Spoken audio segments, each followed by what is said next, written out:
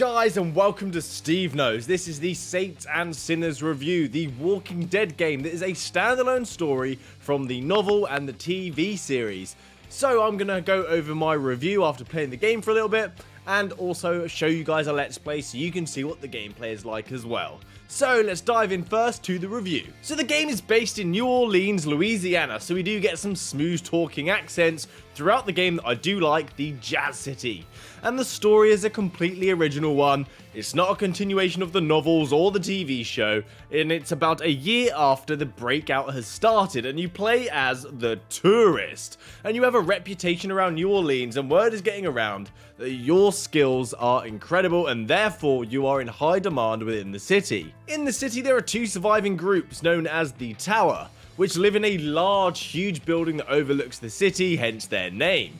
And they are about doing anything that needs to be done in order to survive. Then there is the Reclaimed. They are more free-spirited. They don't believe in giving up your freedom and culture for survival, because if you've given that up, you've already lost. And they both have opposing views, so therefore they are rivals, and sometimes they do attack each other. They are after something called the Reserve, which is a huge cargo relief aid, so it's full of things of food, medical supplies, ammo, guns, and all of this stuff was brought in as relief aid as New Orleans was flooded, and then this cargo hold got taken by the flood and distributed somewhere within the city, and nobody seems to know where it is. Whoever manages to get this relief hold will have a monopoly within the city of power. They'll be able to take care of their people, keep out the enemies and the walkers. And in this game, something you may be familiar with within Walking Dead titles is the ability to choose your own narrative. So depending on who you are and what you decide to do in game will change the story for you.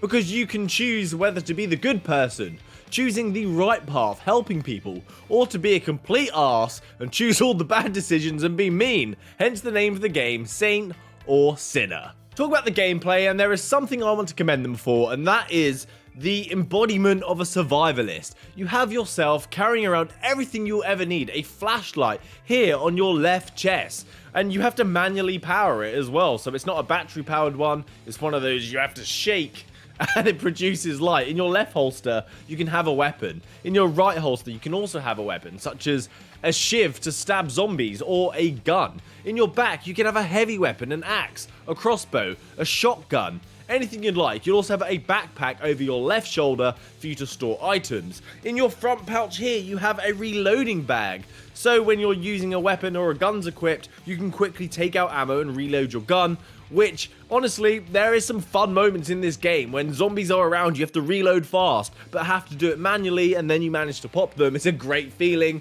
very satisfying.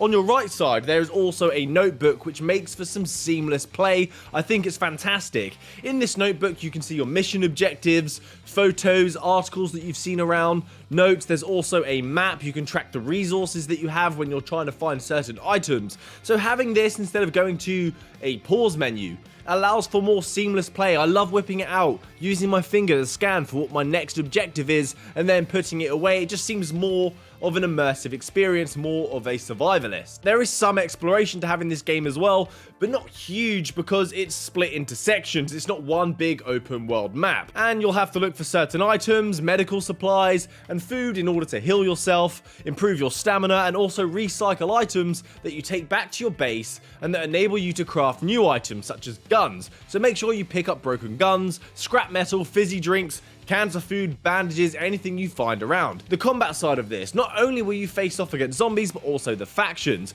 I found myself often surrounded by zombies, and then the factions will be either side shooting each other instead of the zombies. They have a rivalry. So when you tackle the factions, you will want to be more stealthy because the human forces have weapons. But these zombies, when you're facing off against zombies, they have completely nailed it. On their own, one zombie or two zombies are quite easy to kill and evade, but as soon as they start mounting up, they do become a bit of a problem, and it never gets old using an axe to slice off heads, or using your shiv and stabbing them in the head, and the skull gets stuck on the edge of your knife, so you have to grab the zombie's head and pull it off. It's amazing. Really great job on the combat.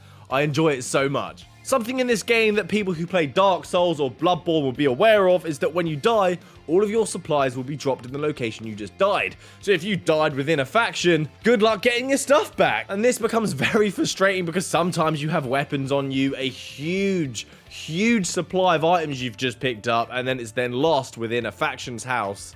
And there's no way you're getting it back with just the shiv. The visuals in this game aren't bad either. They've gone for a animated approach that allows them to have more blocky textures, more solid colors, because they haven't gone for exact realism. I think it looks great.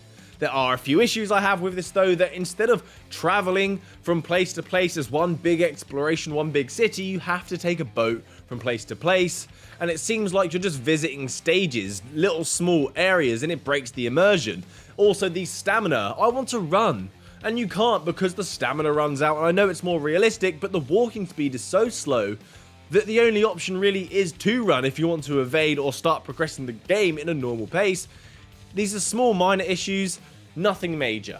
And I didn't have any glitches either playing this. I was playing an early build, there were no issues whatsoever, so it gives me great confidence that when the final release is here, it's gonna play pretty good. I think this game is fantastic, well worth the price. I've paid the same for games that don't even deliver a fraction of what this game does. This has great mechanics and a great lengthy campaign. I would recommend this virtual reality title to all of my friends who love the Walking Dead series and VR lovers. So anyone that loves surviving in an apocalyptic world, you're gonna enjoy this game. So that's enough of me chin wagging on about my initial thoughts of this game. Let's go check out the Let's Play so you can see some gameplay. Yeah, glad to hear your voice.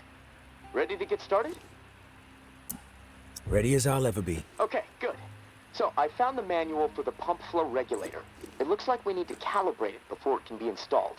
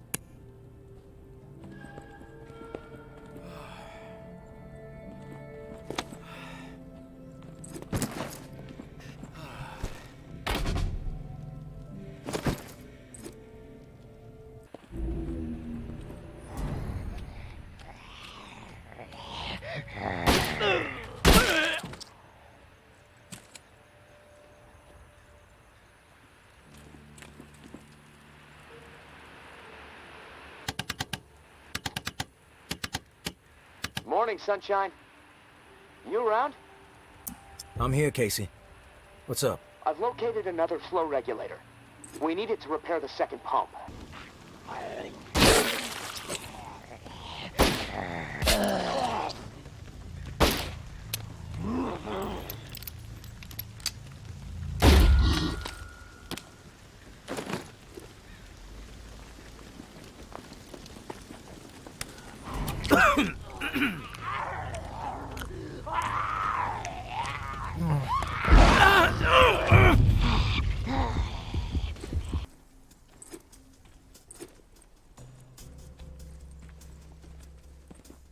What was that?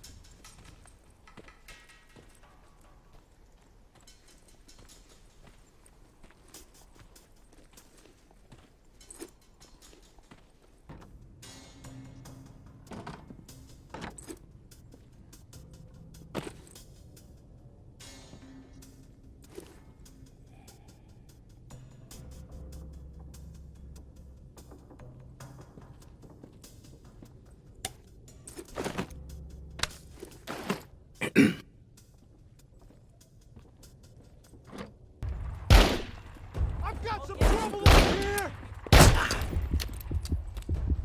This end! This fool wants to eat dirt.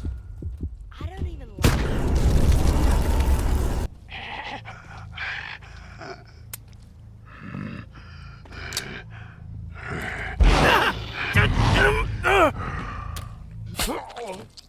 That's it from me today, guys. Thanks for watching Steve Knows. I hope you've enjoyed the Saints and Sinners initial thoughts, review, and gameplay. Stick around for next time for my news videos. I do have a Doctor Who giveaway coming. So thanks for watching Steve Knows. Happy gaming. Good day.